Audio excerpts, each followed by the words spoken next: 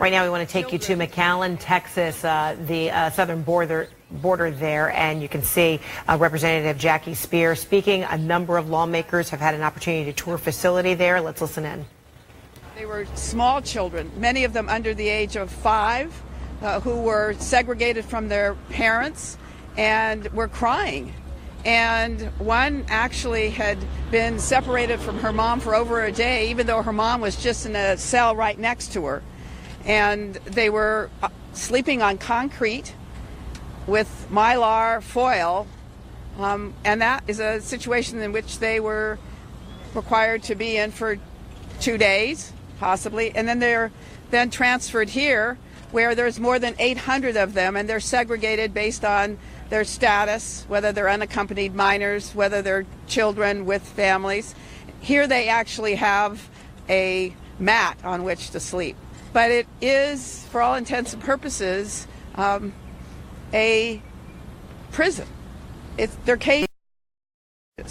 And I think all of us will have a different perspective, certainly, but this is not the way we treat people who are seeking asylum in this country. And that's my biggest concern. People who are seeking asylum should be given the rights of all those who are asylum seekers. It's the law of this country, based on the convention from 1967, in which the United States was a party to and ratified. And under those circumstances, they have a right to a hearing and a right to have the determination as to whether or not they have credible fear to return to their country.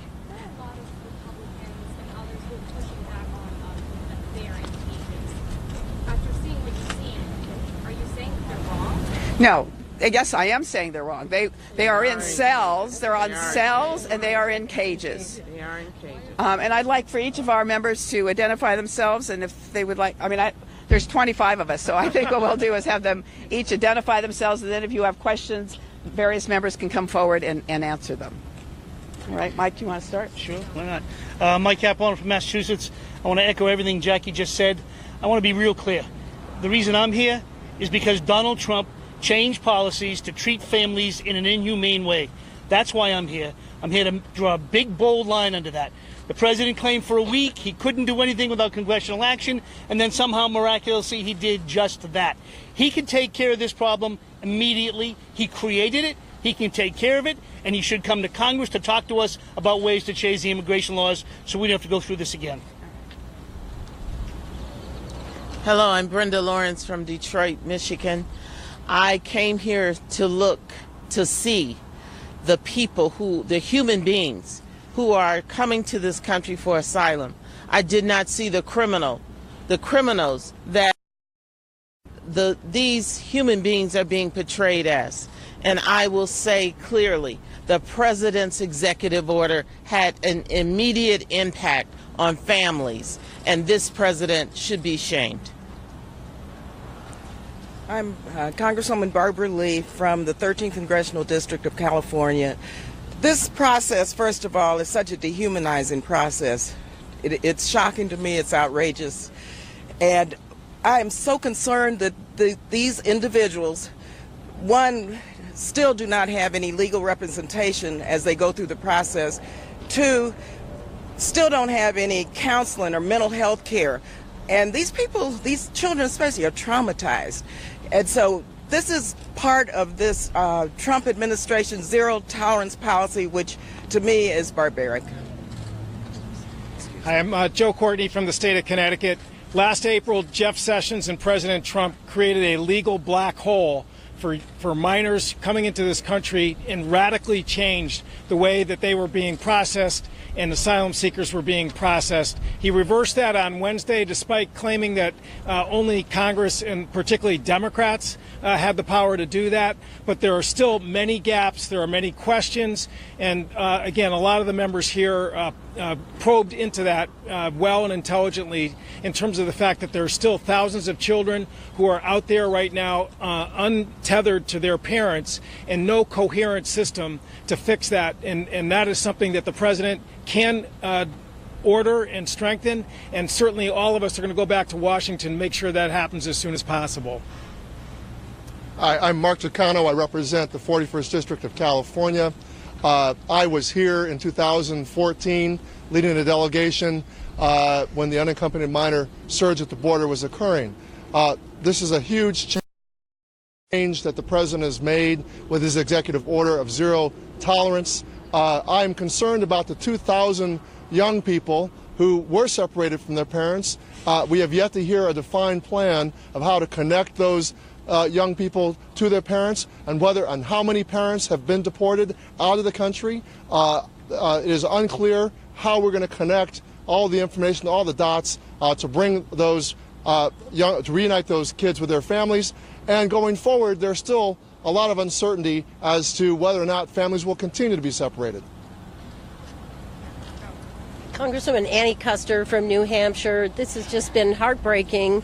I think the people working here are trying to bring some compassion to the job, but they're in an impossible situation. We've asked about what's happened to the girls and the very young children, and we have not gotten answers. We've seen them just in processing, but we don't know where they've been scattered across our country. We have no plan for the reunification of the children who have been separated from their parents. And I think the most troublesome thing today is when we asked about the implementation of the new executive order this week, we were told that they would need further guidance. They do not have direction on how to go about this family reunification and not separating families. So we will be very vigilant. We're here to bear witness. That's our role as members of Congress, and this has been just heartbreaking.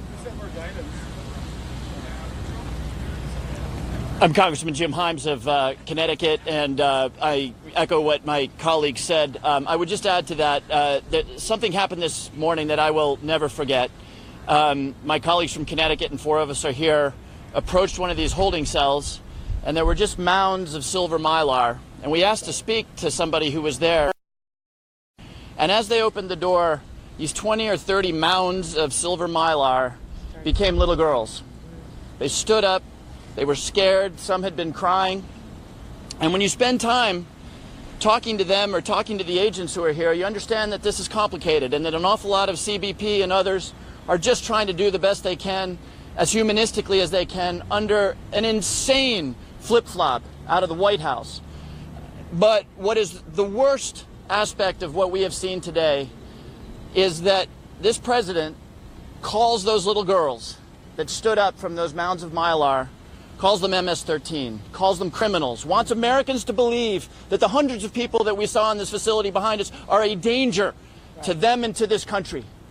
Every one of us was like those little girls that stood up from those mound of mylar at some point in our family histories. And we came and we participated in this country of immigrants. None of us are criminals. None, I suspect, of the people that we saw emerge from those little mounds of silver mylar are criminals. They were scared little girls who deserve, as challenging as the law is, deserve the values and the ethical good treatment that we as Americans are here to demand and to make sure that they receive.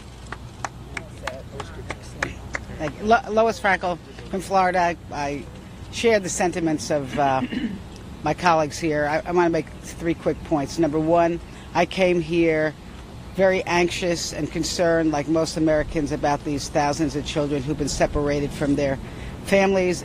My concern has not alleviated, and I believe it has to be the focus of this country and this government to get these families back together, because this is cruel and inhumane.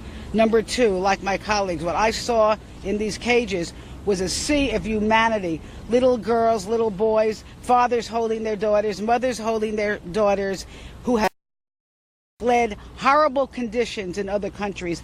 And the third thing I would like to say to the president, instead of building your wall, let's take a look at trying to alleviate some of these circumstances.